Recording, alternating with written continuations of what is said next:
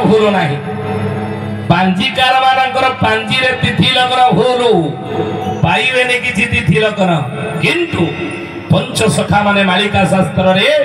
जो उल्लेख कर दी 600 वर्ष तले कागज कलमर उद्भाव रही नथिला सेते बेले लिखि दी आइतले चरमनाथ प्रभु जेते बेले आसीबे सेते बेले जो तिथि फकर अरे जो जगह रे यज्ञ हबो प्रभु करैबे सेथि रे भूल हबो नहीं। बोलो चरमनाथ गुरु स्वामी की जय। बुझे तो सीधी में अच्युतानंद महापुरुष मालिका लिखिथि जहा अक्षर टी मिछ नुहे देखो इरे चाहिथा बारो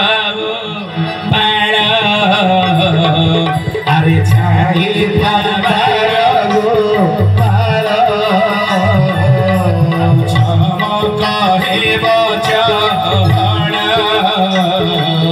अरे चमक हे बचन सीता प्राय अग्नि जड़िब से सीता प्राय जड़िब सीता प्राय अग्नि जड़िब से सीता प्राय जड़िब से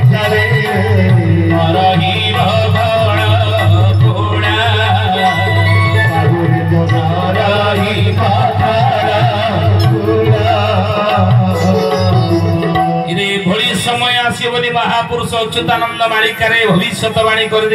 चाहिता 12 गोपाल ये 12 गोपाल माने तुम्हें अपेक्षा कर समय को आउ से प्रभु निकट में शरणापन्न हुओ कहीं प्रभु तुमको रक्षा करेंगे आपद विपद उहाड़ी सुदर्शन बाबुरे उहाड़ी सुदर्शन मूर्ति भक्तम को उहाड़ी मूर्ति भक्तम को सदने सिरे चंद्रमा उदय चंद्रमा उदय सहिता से ही बेड़ा को बाबुरे चाहिता से ही बेड़ा को। बोलो श्री चरमनाथ गुरु स्वामी की समय आसीबो ज्ञानी गुणी मंडली आज आपण देखंतु विज्ञान जाके चंद्र पृष्ठ रे पहुंची घर तैयारी करी रहिबार स्वप्न देखिला नहीं जोडी विज्ञान चंद्र पृष्ठ रे पहुंची घर तैयारी करी रहिबार स्वप्न देखिलानी से समय जदि ईश्वर भगवान प्रभु कलकी ई विषय रे आलोचना में करिबा एठी जदि कोनसी हेतुवादी माने बाहर छिड़ा आइकी सुनुथिबे कथा आम कथा कोन ना कटकी काकटे कुतले बोली आप अतीत जानी विभिन्न न्यूज चैनल शुणी ना अमावास ए सूर्य पराग चंद्र ग्रहण रे चिकेन बिरियानी करी खाऊले कौ मैंने हेतुवादी से किए भितर थे ईश्वर भगवान प्रभु कलकी ई विषय जदि वर्तमान में आलोचना करवा यदि आलोचना हुए से नाक टेकेबे कि ना मन रखते कथा ज्ञानी गुणी मंडली अच्युतानंद महापुरुष मालिका लिखिंट म्लेच्छ निवारणे प्रभु दासरथी से काले उदय ध्रुव उदय होते सूर्य सब अच्छा किंतु सूर्य उदय हे सूर्य प्रकाश सबुआड़े विच्छुरित हो पड़ो सारा जगत मानव दिने ठाकुर बोली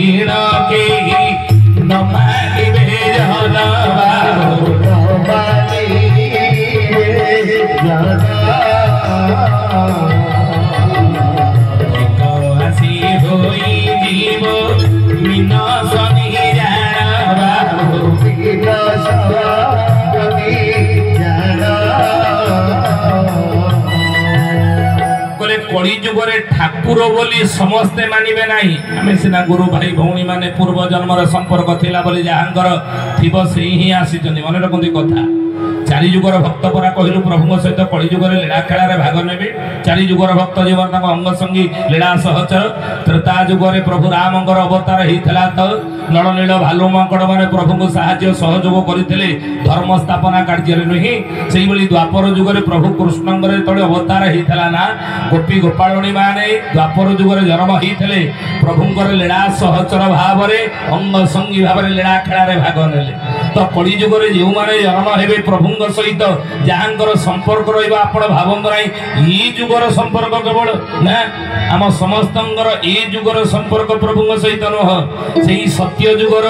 तपी त्रेता जुगर कपी द्वापर जुगर गोपी कली जुगरे प्रभु सहित अंग संगी भाव सहचर भाव आसवे बोल श्री चरमनाथ गुरु स्वामी की।